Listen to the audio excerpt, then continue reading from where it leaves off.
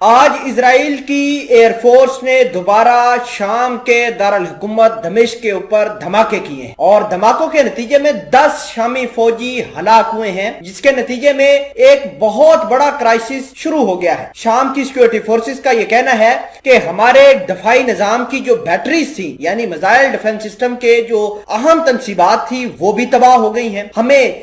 بہت سارا مالی نقصان بھی پہنچایا گیا ہے، 10 فوجی بھی مارے گئے ہیں، جبکہ 8 سے 9 فوجیوں کی زخمی ہونے کی اطلاعات ہے۔ پورے کے پورے اسرائیل کے اندر سائرن بجنا شروع ہو گئے ہیں، خصوصاً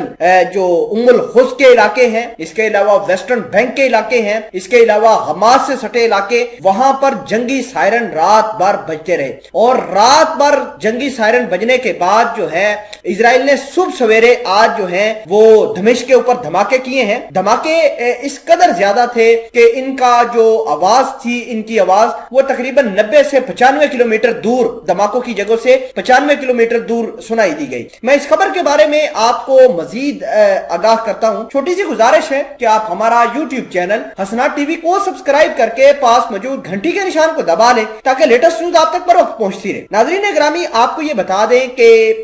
یمن کے اندر کرائسس جاری ہے، امارات کے اندر کرائسس جاری ہے، سعودی عربیہ کے اندر کرائسس جاری ہے اور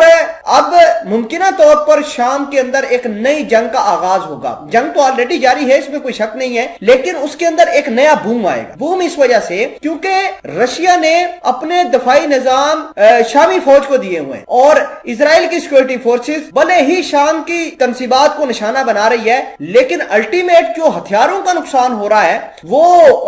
رشیا کو ہو رہا ہے۔ رشیا کو اس وجہ سے ہو رہا ہے کیونکہ رشیا کا دفاعی نظام جو ہے وہ بالکل بیکار سا نظر آ رہا ہے۔ اس نے کسی قسم کا کوئی ایسا راکٹ ایسا لانچ نہیں کیا۔ میں آپ کو یہ بھی بتا دوں کہ لتاکیہ بندرگاہ کے اوپر جب اسرائیل نے پچھلے مہینے حملے کیے تھے، بندرگاہ کو پوری طرح انہوں نے جلا کر راکھ کر دیا تھا، اس وقت بھی رشیا بھڑک گیا تھا۔ رشیا نے کہا کہ ہماری بیس کے قریب آپ دھماکے کر رہے ہیں، تو اسرائیل والے کہہ رہے تھے کہ یہاں پر تو ایران والے ہیں، ایران کے جنگجو ہیں، تو اس وجہ سے ہم نے دھماکے کیے ہیں۔ لیکن رشیا نے بڑا غم و غصے کا اظہار کیا تھا۔ اطلاعات یہ آ رہی ہیں کہ اسرائیل اور رشیا آمنے سامنے آ سکتے ہیں کیونکہ یہ اسرائیل نے ایک نیا پلان بنایا ہوا ہے، ایک نیا پروپیگنڈا شروع کیا ہے کہ شام کے اوپر حملہ کر دیتے ہیں، رشیا کو نقصان پہنچا دیتے ہیں اور نام پیچھے سے لے لیتے ہیں کہ جی یہاں پر ایران کے جنگجو تھے، حزب اللہ کے جنگجو تھے، ہمارے ملک کے اندر دیکھیں جنگی سائرن بج رہے تھے، تو اس وجہ سے ہم نے یہاں پر اپنے آپ کو بچانے کے لیے اٹیک کیے ہیں۔ تو ایسا ہرگز نہیں چلے گا، ایک دفعہ، 2 دفعہ، 3 دفعہ، بالآخر رشیا کے صبر کا پیمانہ لبریز ہونا ہی ہونا ہے۔ اور میں آپ کو یہ بتا دوں کہ رشیا نے اب شام کے اندر مزید ہتھیار تعینات کرنے کا فیصلہ کیا ہے اور ممکنہ طور پر یہ بات کہی جا رہی ہے کہ رشیا اب اگریسیولی جو ہے وہ اسرائیل کو ریٹیلیٹ بیک کرے گا۔